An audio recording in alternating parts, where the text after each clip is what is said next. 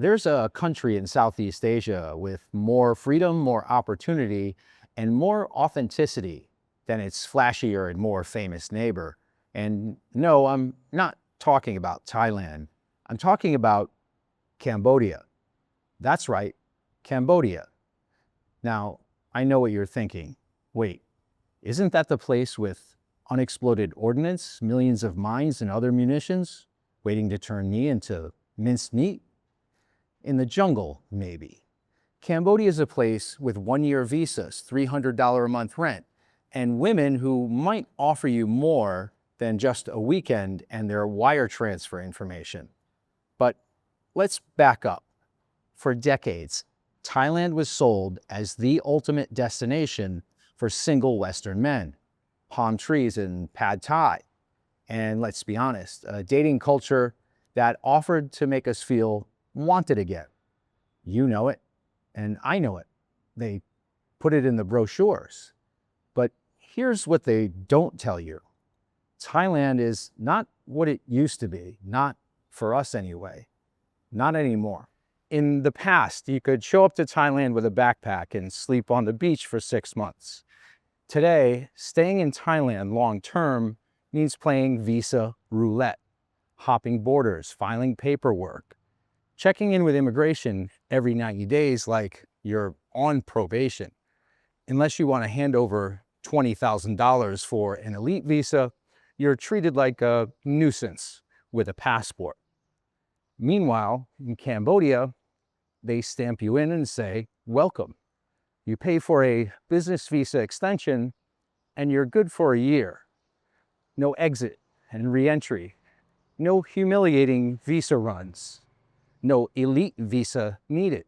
Just show up, stay a while, and don't be a jackass. It's not glamorous, but it works. You hear the same thing everywhere, that Thailand is cheap. But cheap compared to what? Los Angeles? Sure. The truth is, Thailand is getting relatively expensive. Rents are creeping up, especially in areas where Westerners actually want to live. Chiang Mai, Bangkok, Phuket. The costs are all rising. You want air conditioning, Western plumbing, and something better than a Craigslist mattress on the floor? You're not paying $700 a month anymore. But in Cambodia, you could have a full, comfortable life. A private apartment like this one, meals out, and a motorbike for less than $1,500. You won't be balling out maybe, but you won't be scraping by either. You'll have a budget for some steak dinners and savings if the strip clubs don't soak it all up.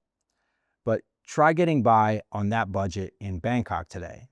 Now we get to the part everyone likes to pretend isn't the real reason they're here. The women. In Thailand, they will smile at you, but that smile's been rehearsed. There's a game being played and most men don't even know the rules. You think you're charming her. She thinks you're paying her rent next month. I'm not saying that all Thai women are transactional and that none of the Cambodian women are.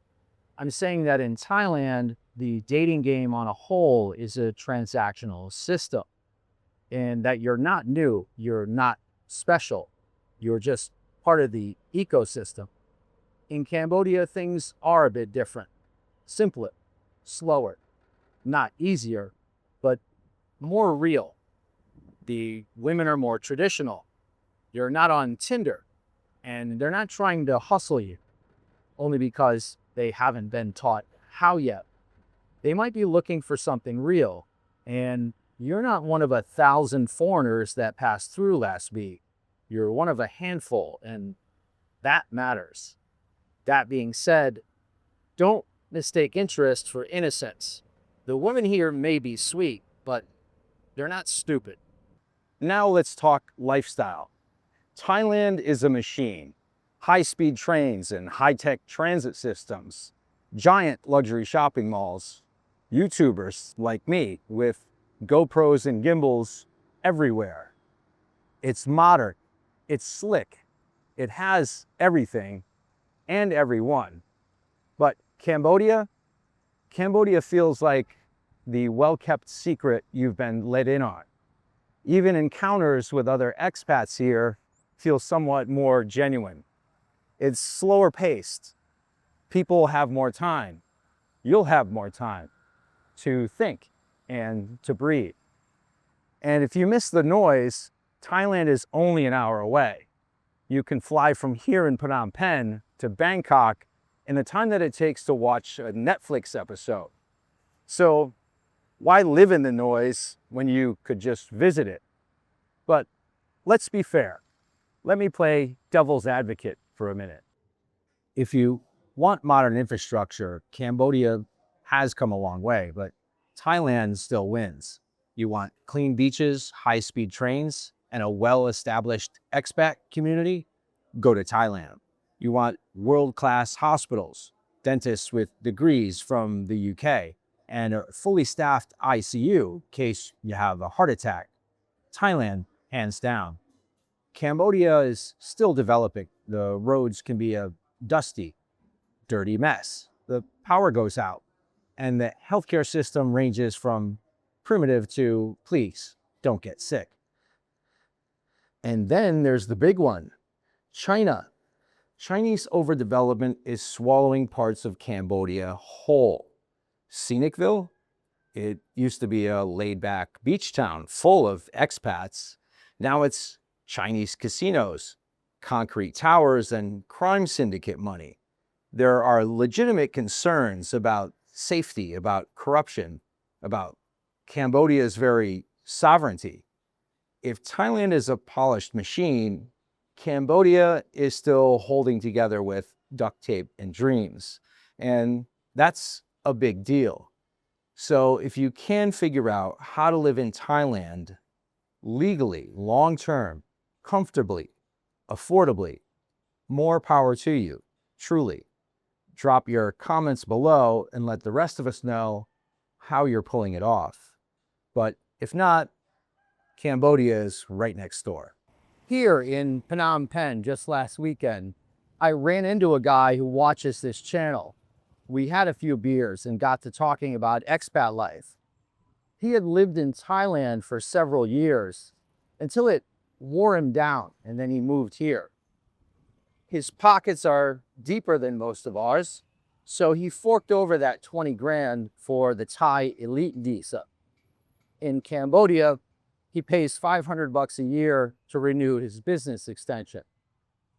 He's got the best of both worlds. He can travel freely between both countries. He considers Cambodia home and keeps Thailand in his back pocket for holidays and hangovers.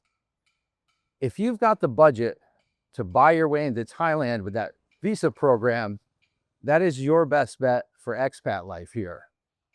You really only have a few problems left: avoiding women trying to drain your bank account and staying out of trouble with the law there, which brings us to our next comparison. In Thailand, one wrong word could land you in jail. Say the wrong thing about the king, 15 years. Vape on the wrong corner, 6 months. Mock a monk or bash on Buddhism? Yeah, don't. You could befriend the wrong expat in Thailand and find out the hard way that he's a snitch for the local police, trying to set you up to set himself free from jail time. And Thailand has rules, strict ones, and they're enforced, sometimes unpredictably. Sure, you could bribe your way out of a lot of things, but again, it's Thailand, so the ticket price for that is going up.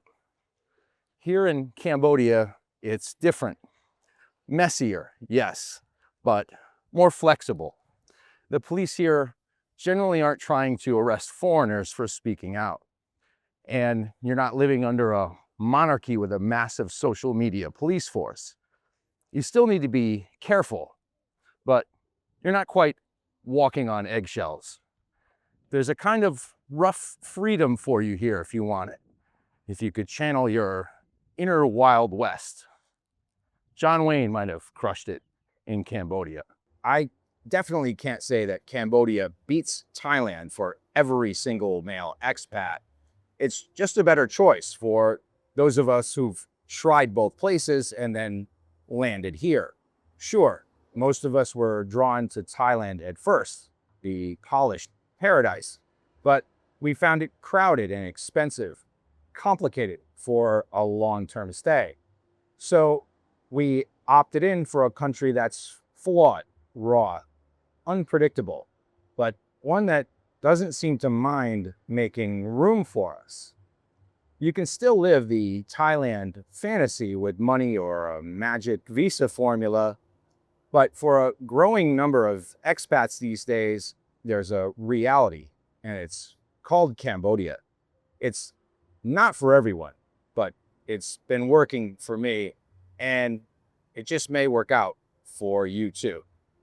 That's going to do it for this video, and I will see you in the next one.